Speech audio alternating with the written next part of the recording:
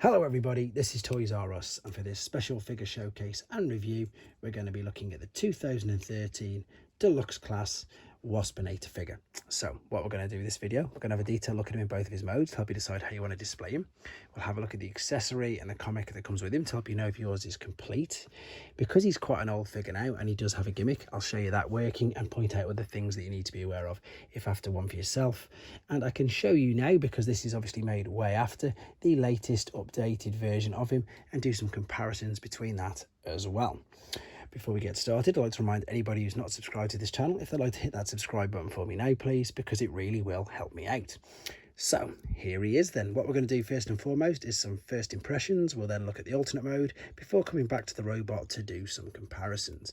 So this figure was super hyped. I really remember it, and if I'm being honest, at the time, because I wasn't really into Beast Wars figures, I wasn't part of that hype.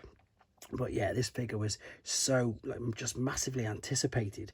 And you know what, he's a great figure. Look at the detail there on the head sculpt. You can see there's all the bubbles in on the eyes. It is actually light piping. If we go around to the back, so you can see how it just shines through. You've got that little pearlescent sort of colour there as well. The wings as well are a little bit pearlescent. You can see how the colour reflects and shines inside it. We've got the lovely logo there on the back, which is just fantastic. You can see it looks great. The head itself is on a ball and socket, so it rocks backwards and forwards. We've got ball and socket shoulder joints for full articulation.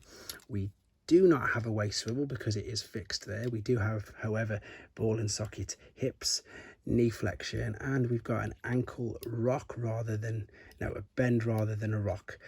Wrists, will they rotate? Let's have a look. Yep, as you can see, the wrists, I don't know if they're supposed to actually. Oh, they are. It's just super tight. This is one of them figures that I'm guilty of, again, putting on a shelf and never really playing with it. It's just great. And I suppose the reason why the hype for this was so big was because it was just really wanted. Everybody wanted a much improved and updated waspinator figure, and that's exactly what they got here. This is the accessory that comes with him. It is in two parts. You can see it's on a hinge there, and if you're looking at a picture and it looks smaller, that's because it does do that as well. So you've got the smaller version and the longer version, so don't let that trick you if you think it's broke. We can have a very brief look at the comic. This obviously came through with the US editions. We didn't actually get this figure in the UK, but I think in Canada they did, and it didn't actually have the comic. I'm going to very quickly flick through it. It was just a great addition and freebie that came with this particular figure. So what we're going to do now then, we're going to have a detailed look in his alternate mode, and let's see how he looks. Okay, we're back, and as you can see, he's in his alternate mode. Quick apologies for no transformation process on this video. A couple of reasons. It's going to be uploaded separately, so for people who want to see it, they can, and to keep the main length of this particular video down. Now, the alternate mode, to be honest, I think is brilliant, and it's quite funny going back and looking at this because my experience is with the newer figure rather than this. And do you know what? I actually think that I prefer this. We've got the lovely detail there, the bug eyes on the front, which you can see. The same problem is with the newer one as well. We've got a bit of, under kibble where you can maybe tell that that's the feet, but let's be honest, it's a great attempt and great version of a wasp, considering it was a robot. Things obviously to be aware of are these legs. They do come out of there, they can be lost quite easy. The gimmick that you've got is this one here. So if I just move out of the way, you can see you press this down. I'm going to try and get this done on camera properly. Oh, so it's just a case of, there we go, pulling it backwards and forwards. You can see you can actually make them, I suppose, fly or beat, however you want to call it. You can really see there though how lovely, even the detailing on the wings. Look, it's amazing. It's very good. The pearlescent colours work fantastic. Again, we've unfortunately got a bit of visible hand syndrome, but it's not all detrimental, to be honest. This is the weapon obviously that was on about earlier. Now when it's in the bug mode, you do need to fold it over, so the stinger is now smaller and it fits on the back. If we want to be a little bit picky, which I suppose we can, there's no reason why they've had that, why they made it lump up. They perhaps could have got it a little bit more flush. The articulation on these, again, you can spin them all the way around, a little bit out as well to the side.